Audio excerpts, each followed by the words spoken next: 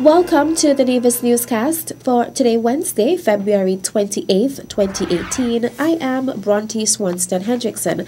Some 2 weeks after the beaching of 9 pilot whales at Dog Bay in Indian Castle, a team from Ross University visited the burial site to conduct another round of necropsies on the dead whales. The procedure was facilitated by the Ministry of Agriculture and Fisheries in Nevis and the Department of Marine Resources in St. Kitts. Kelsey Johnson, a student at Ross University, led Saturday's necropsy. So what we're doing now is we are digging them up and we are looking for stomach contents to see what the whales have been eating. There's been some studies in other parts of the world on what the whales eat. However, for this region and mostly in the West Indies, there hasn't been very much data collection on what pilot whales eat. So this will be our first glimpse into the lives of West Indian pilot whales.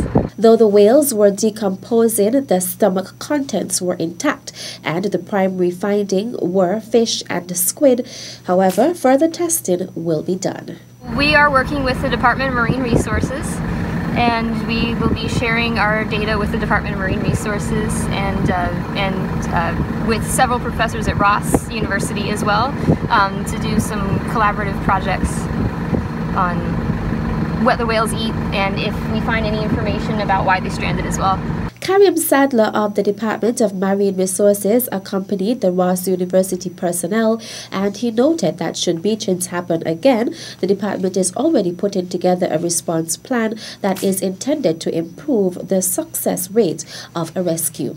In the future, what we hope to do is establish a national contingency plan and establish some protocols, some procedures that will be used, steps that will be taken in the future to prevent situations like this where we have majority of the whales that were beached dying.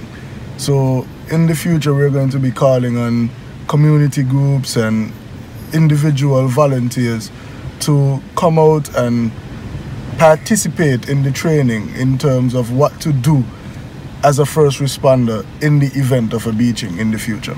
Through the efforts of many volunteers, heavy equipment operator Rocky and trucker Lenroy Taylor, 3 of the whales were transported to the Long Point Pier and deposited into the water. Premier and Minister of Energy, the Honourable Mark Brantley, on Thursday, February 22nd, gave an update on the progress of geothermal development on Nevis. Drilling started last year. After some substantial delay, the drilling has continued despite some setbacks due to equipment failures. My last report is that the drillers have now reached depths of 1,200 feet and temperatures of 210 degrees Fahrenheit. They hope to reach 2,400 feet by Sunday, this coming Sunday, and then final drilling to get to 4,000 feet if necessary. I say if necessary because they're of course looking for desired flows of steam, and we hope to reach that prior to 4,000 feet, but if not, they go to a depth, an ultimate depth of 4,000 feet. The ultimate goal is 464 degrees Fahrenheit. The drilling company DOSEC is out of Salt Lake City in the United States, and the drilling phase is expected to end by the end of next month. According to Premier Brantley, the Nevis Island administration stands firm in its commitment towards the pursuit of renewable energy development, especially in the area of geothermal energy. He notes that alternative energy has the potential to diversify and transform the island's economy and be a critical driver of economic growth. The Nevis Literary and Debating Society is ready to defend its championship in the 46th Leeward Islands Debating Competition. Felicia Liburd tells us more.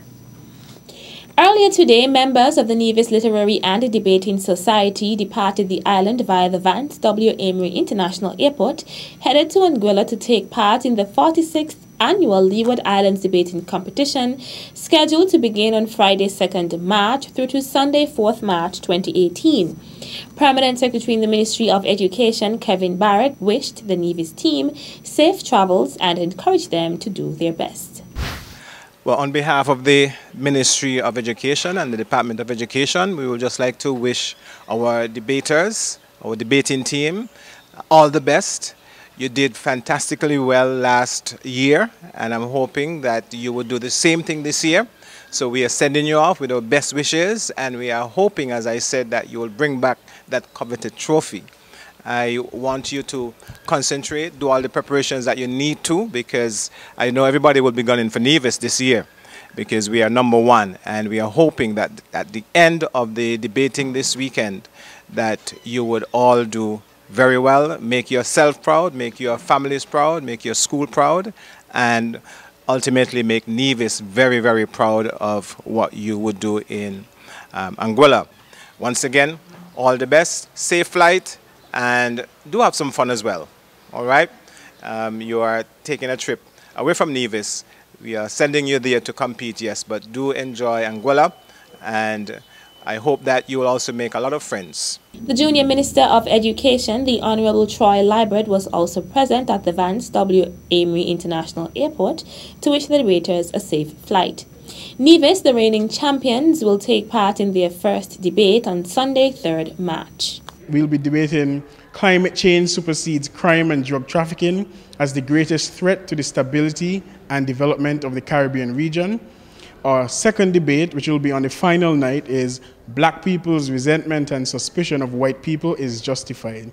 For the first debate, we'll be coming up against the host, Anguilla, and then in the second debate, or the final night, we'll be coming up against either Antigua or St. Martin.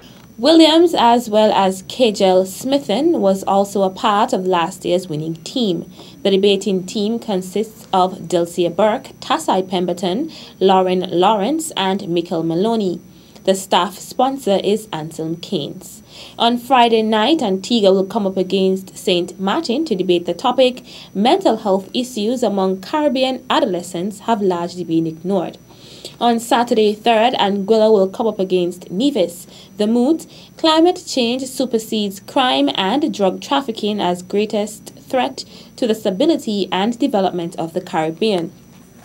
On Sunday, 4th March, winner of Night 1 will come up against winner of Night 2 to debate whether black people's suspicion and resentment of white people is justified. 4 islands will take part in this year's competition, namely Anguilla, Antigua and Barbuda, St. Martin and Nevis. The debates will be aired live on www.leewardislandsdebating.com and on the Facebook page at Leeward Islands Debating Competition. I'm Fredisa Liburd reporting for the Nevis Newscast. Last year, Nevis secured 3 Best Speaker awards earned by Raul J. Williams, Gabriella Brantley, and Kejel Smithen, who was also judged the overall Best Speaker of the competition. Still to come. It is never too early to start to dream about what you want to be. Okay? And whatever you want to be, if you're prepared to work hard, you can achieve it. The details after this break.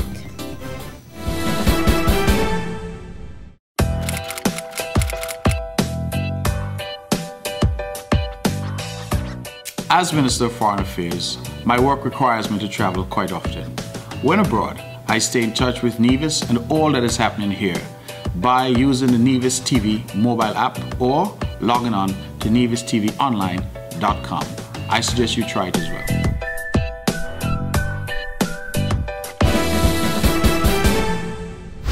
Welcome back. The Nevis Island Administration's cabinet visited primary schools today, Wednesday, February 28th, and spent time reading for the students. According to Premier and Minister of Education, the Honorable Mark Brantley, the exercise is part of the observance of Black History Month. Good afternoon, everyone. Good afternoon to you.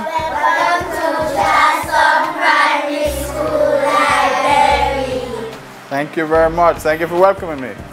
The first book we're going to read says Something Beautiful. Okay, you have a question? Yes, I do. I have a family. We have a beautiful island of Nevis. And look at all of you. All of you are beautiful. Now there's another story, Dream Big. That is the story of Michael's dream. And you know who the Michael they're talking about? Famous basketball player called Michael Jordan. So, since he was 9 years old, he started to dream about being an Olympian, winning the gold medal in the Olympics. He worked really hard and he eventually achieved his dream. So what does that tell all of you? To work hard. What else? Try your best. What else? Never give up. Never give up. Absolutely. To be determined. My favorite thing, you're trying to spin it back on me now. I was about to ask you. But my favorite thing about the story is that whatever age you are, even at your age is now, and you're how old? How old are you? 7, 8, 9. It is never too early to start to dream about what you want to be. Okay? And whatever you want to be, if you're prepared to work hard, you can achieve it. Thank you for reading the story to us today. We What you learned do? a lot from it. Thank you very much for having me. Okay? All right. On Saturday, February 24th, the Nevis Historical and Conservation Society wrapped up its activities for History and Heritage Month with an event captioned Evening with the Arts. Here is more in this report. In observance of History and Heritage Month, the Nevis Historical and Conservation Society, in collaboration with the Brimstone Hill National Park Society, hosted an event dubbed Evening with the Arts on Saturday, February 24th at the historic Bath Hotel. The evening was injected with a dramology by Bingy Paris, a history lesson of Bath Hotel by Hansel Manners, a slideshow presentation and calypso by Larry Armoni, and a poem by Adela Francis Mead. For the current of freedom was pulsing through our veins, and so we danced and we danced, making music as therapy. The situation in each region imparted their own refrains, and so calypso advanced in lyrics and variety. The slaves brought fame to this Nevis, queen of the Caribbean. For many famous men like Captain John Smith and Samuel Taylor Coleridge came to see. Lord Horatio Nelson, Prince William Henry, and Stanley Harper, they also came because of its history and its incredible, majestic flow of hot waters that giving it its name. The chairperson of the event was Minister of Culture, the Honorable Eric Evelyn. During the event, Mrs. Sharon Brantley, wife of the Premier of Nevis, the Honorable Mark Brantley, modeled a gown designed by and made by the mother and daughter pair, Rhonda and Mifka Maycock. In an interview with the Department of Information, coordinator of the History and Heritage Committee, Percival Hanley, spoke about one of the highlights of the month of activities. One of the highlights of the month of activities is to honor the former president of the Brimstone Hill Fortress National Park Society and the former chairman of the History and Heritage Committee and founder of History and Heritage Month, Sir Probin Innes. To honor Sir Probin, we have decided to rename the trophy for the History and Heritage Quiz, which is a primary school's quiz, the Sir Probin Innes Trophy.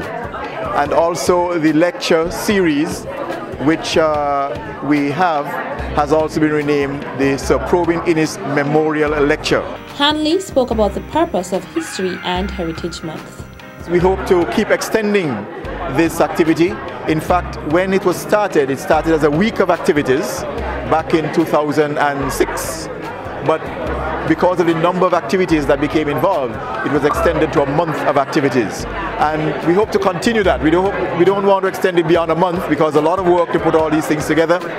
But we hope to continue the activities, but we want to make sure that the wider public is included more and more in what we are doing and become a part of it. Because essentially what we are trying to promote is the exposure and knowledge of our history and our heritage in educating people about where we've come from in order to chart our future forward. History and Heritage Month was observed under the theme History and Heritage, a conduit for full emancipation. That's it for this edition of the Nevis Newscast. I am Bronte Swanston Hendrickson. Thank you for viewing. Even though I'm in Taiwan studying, I stay connected to home by watching local news on NevisTVOnline.com using my NTV app on my mobile device. Remember, if you don't see and I don't see, NNC on NTV. Try it now.